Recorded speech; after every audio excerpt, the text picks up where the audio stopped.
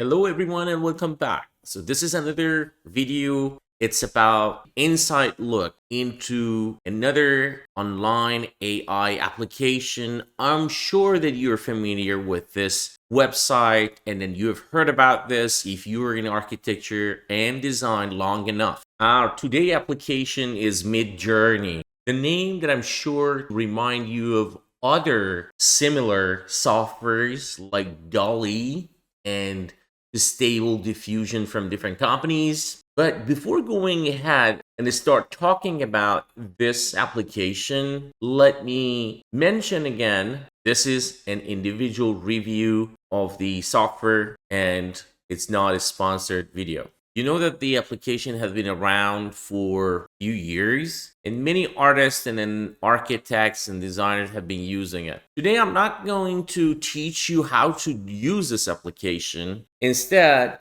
I would like to give you a kind of, just like a quick look. And my focus is not on the text prompt. Instead, I'm going to show you if you're going to use some of your works. In this case, they're going to be my works, and how you can overlay some of those works on the other, and then what would be the result and how MidJourney is going to handle those overlays. And the reason that I'm doing this because we would like to use as a kind of comparison and a testing method for the different softwares. And then not only we can use it for the different softwares, but also we can use it time to time to see how the algorithm with the different versions of these softwares is being evolved, and then how we see the different version has like the various type of outcome for our works. So just as a kind of quick reminder, so I'm on the subscription plan. Let's give you a kind of look at the beginning. So if you can see in here, so this is the first page of the MidJourney. So you can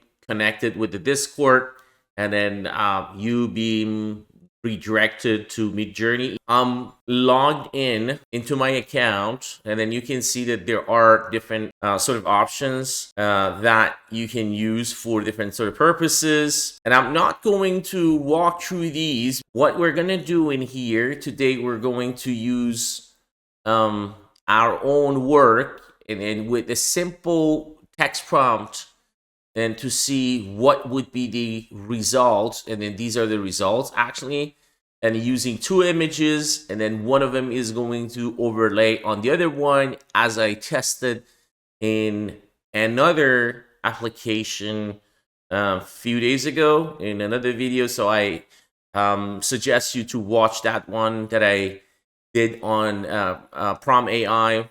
And also, I need to remind you that this is only for the architectural and design purposes. All right, with that being said, watch the video and then let me know what you think. Hope you're going to enjoy it. All right, so this is like a very interesting feature being added to MidJourney recently. When you upload an image using AI, MidJourney tries to describe it, and it allows the software to tag it in the way that it wants, and it's going to use it later on. So for example, these are like 4 different versions of the description of the image. It says that it's a pencil sketch, so it's really correct. I use a pencil actually to sketch this image. It's a drawing. That's correct. Architectural building, that is correct. A perspective view showing a large open space, yes, meaning that it can recognize and then identify the interior and make a distinction from exterior. Raised platforms, and then 2 small terraces on top, yes.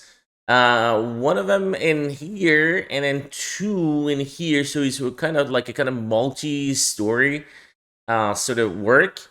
Go on and see what other things so that can be used as catwalk. This is really interesting. It can be used as catwalk ramps that you can see in here. So it tries to use it as a catwalk. So those are the part that it's called unsupervised learning. So it tries to get it from the other images and then tag these as an unsupervised learning. So it features a grid structure of steel beams. Wow, that is really interesting. It's not a steel, be honest with you. It's concrete, but it is really interesting that it tries to tag these also as the steel beam in a minimalist design style. That is absolutely correct. So this is an architectural concept, art piece set against a white background in high resolution with no text or letter visible, although that my signature is on it and a date of that, but it ignores that. So if you remember, so this is my older signature and then this is the date, so it's 2012. The ratio is 128 to 87, 128 to 87. So that is also correct because I did some crop. I think it's a very interesting, and I was just like, looking at unsupervised learning machine techniques, how to tag these images and then use them later on for the other purposes for the generative AI. Very smart. So I'm going to use this prompt. So this is my prompt.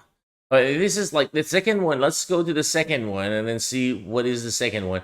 It says almost the same thing. Instead of a catwalk, the perspective is from an elevated angle, focusing on how these elements come together to form two distinctive facades.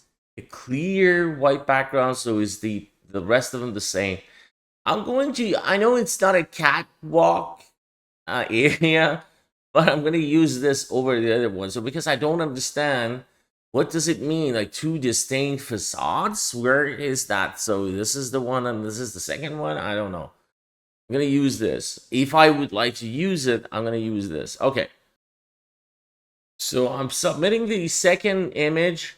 You remember from the other software, the prompt AI software, that I use these two images to see how it works, because it's trying actually to describe how the image is going to see.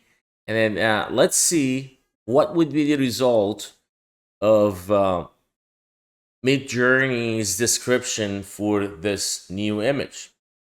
Oh, it says the image cannot be uploaded. Please try again. Okay, I tried next time again, the second time. So now this is the description for this Lumion rendered image from another project of mine. This is a 3-story white building with 2 square balconies on the side. 2 square balconies on the side. 1, 2, 3 stories. That's correct. Designed by Tadawa Ano. It's not designed by Tadawa Ano. It's designed by myself in the style of Bauhaus. Wow, that is too stretch, but yeah, the style of Bauhaus, I don't know if it's that is stretched. But I'm so proud of my design. So the architecture rendering shows a front view of the structure with an overall white color scheme and then logo for Lumion, Hotspot, Skin inside. The lines are inflated and is straight. There is a sky background with clouds in the image. There is a digital rendering in high resolution 16 to 9. It's the proportion. Yes, that's correct. Let's take a look at the second one. Is the 2-story building. Nope. Modern style with a perspective view against the blue sky. The image is a high-resolution render created using Octane render software. It's not Octane, with the Lumion logo visible on the right side. The 3D model feature detailed architectural design drawing, 2D visualization, and a focus on architectural details and color palette. The white minimalist house showcased a modern architecture style with a 40mm lens. This modern house designed in a 5-star hotel as a 5-star hotel with a 6-floor structure. Wow. Well, this is not correct at all. So the first one is very much close to reality, not because I'm so flattered, actually, because it's being recognized as Tadao Ando's um, design, and then in Bauhaus style, according to MidJourney, if there is such a style at all. But I'm so happy with this definition rather than the second one. Uh, Third one, nope. And then the fourth one, probably there are some of the tags are interesting, some of them are not. So that is the part that I'm so worried about when machines start, just like using unsupervised learning machine techniques and then tagging things in a wrong way, and then you say that is okay, then you have like producing something that this is not designed by Tadao Ando. And then maybe it's close to what he designed as for the as for like his mindset. And then the style of Bauhaus, we don't have such a thing as a style of Bauhaus. These are like producing some of those things and then labels that is going to misinform our work. And hopefully, just like we can find a way to make these labels and the tags done correctly. All right, so I'm going to run this script as like render the architectural design and building appearing on the first image with the rendering style of the second image. So this is the first one, is the image prompt. It's being used, and then the second one is the style references, and then character references. I don't want to have any character references. Everything is going to be just overlaying the data from the second one on the first one. So let's run this to see what's going to happen. And no, I don't want to customize right now my own style, because I have been using this for so many different works in different ways. Oh, look at this. This is really nice, actually. So I guess this is absolutely different than what we get on Prom AI. This is not very much that I design. It has like its genetics of my design, but it's not there yet. This is not the one that I want. This is not the one that I want. This is also having some of those features like the front facade, like the side facade. Still, we're missing some of those slopes, but the columns are going down. Let's do something else. Again, one more time. I'm going to run this. And then the images, I'm going to use the same images. Again, one more time. This time, going to make stylization 0 to see what's going to happen, right? All right, there you go. So this is the second iteration. Really interesting. Oh yeah, this is like not very much what I did, but it's getting closer. It has like some features on that, but none of them has like all the features. Again, one more time, let's run this, and then this time I'm going to increase the stylization to 600 to see what's gonna happen. Okay, let's run this. This would be probably very much different. There you go. So this is like 600 stylization, 600, getting a little bit closer to what I have been thinking, but still we're missing some of those lower level articulation, but it still is a good experience. Let's do something else, because probably looks so weird. Going to use the weirdness, quirky qualities to your generated image, resulting in unique and unexpected outcome. Let's see what's going to happen. So I'm going to increase this to 1000 using the same prompt that I had in the past. So double check one more time. So this is 1000 landscape, and run this. No, not really. So I guess it's very much the weirdness. Be honest with you, it's not that weird, but oh, now it goes lower to the lower level. let's see if going to make some changes now. Some of my sketches are appearing actually here. Let me run this one more time. Stylization is gonna go to down to 0, and the weirdness is 1000 to see what's gonna happen with this. There you go. And like a little bit of weirdness as for adding some of the materials. And I don't see any of those materials in the language of that in my design at all. So these are probably some of the pieces coming from some other sources, and then these are like travel sketches. It doesn't show that much that I want, so I'm going to run one more time. This time weirdness the maximum to see what's gonna happen. So are we gonna get some alienated and then some building, like an aliens building coming from the sky, or not? Let's see. There we are. Look at this. The weirdness is more of a kind of incorrectness of the perspective in architecture. This is like a combination of two really not good sketches in here. I don't see any trace of my sketch. I don't see any trace of a good sketch in here. And then not this one. So then weirdness, probably it's not the right choice for us in this case.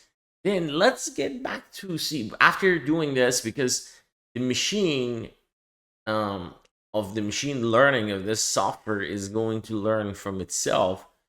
Let's get back to our reset as the 100 as the stylization, and then 00. So run it one more time to see what would the result. You remember that the first one that we run it was this series, like the first series. It was the same settings. So let's see what's gonna happen if we're gonna run it after a while. See what would be the result. Oh, look at this. This is like a little bit closer to what I wanted, not this one. And this has like some of those features. It's getting there. And the backside of that probably is not that good. So you can start editing those by using some editors. Let's just start with the third one. Going to edit this, going to editor, and Control Z. I don't want to see what I started using. So plus and minus is going to change the size of the brush, or you can change the size of the brush in here. You can start deleting or erasing. Let's see what's gonna happen. Layer 1, so you can add more layers if you wish, and then you can start editing. So submit the edit. Then there are 4 new generated images going to appear by editing this part. So meaning that you're asking edit that part. So what are the algorithm back behind it? So it's part of their job, but that is not that bad. This one is not that good. This one is good too. So probably number 4 and number 1. Number 4 and number 1. So still you can work on that and then take it to the next level. Alrighty. Okay, so let's get back to our create. And then we have our create in here. So those are the 4 images that we edit with the tool erase, and we see some other things is coming up. There are some discrepancies in here and the issues in here, of course, because we delete part of it. All right, everyone, let's wrap up this video.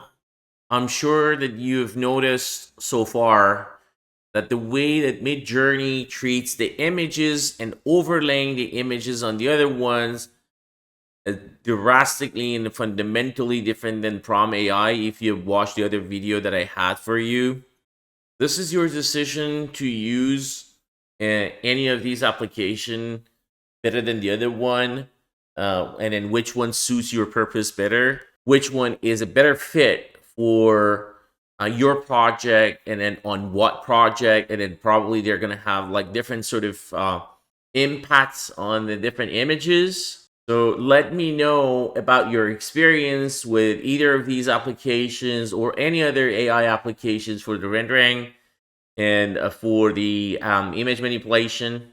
Let me know about how you manipulate the geometry and then materiality and environment. I'm eager to hear and then to know about your opinion about these applications and how you use them. And that's it. Thanks for watching.